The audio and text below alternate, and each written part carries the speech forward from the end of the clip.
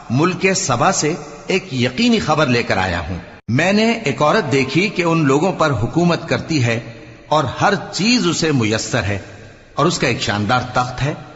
میں نے دیکھا کہ وہ اور اس کی قوم اللہ کو چھوڑ کر آفتاب کو سجدہ کرتے ہیں، اور شیطان نے ان کے اعمال انہیں آراستہ کر دکھائے ہیں اور ان کو رستے سے روک رکھا ہے، پس وہ رستے پر نہیں آتے، اور نہیں سمجھتے ہیں کہ اللہ کو جو آسمانوں اور زمین میں چھپی چیزوں کو ظاہر کر دیتا اور تمہارے پوشیدہ اور ظاہر اعمال کو جانتا ہے، کیوں سجدہ نہ کریں؟ اللہ کے سوا کوئی عبادت کے لائق نہیں، وہی عرش عظیم کا مالک ہے۔ سلیمان نے کہا، اچھا ہم دیکھیں گے تو نے سچ کہا ہے یا تو جھوٹا ہے۔ یہ میرا خط لے جا اور اسے ان کی طرف ڈال دے، پھر ان کے پاس سے ہٹ جانا اور دیکھنا کہ وہ کیا جواب دیتی ہیں۔ ملکہ نے کہا کہ دربار والو، مجھ تک ایک نامہ گرامی پہنچایا گیا ہے۔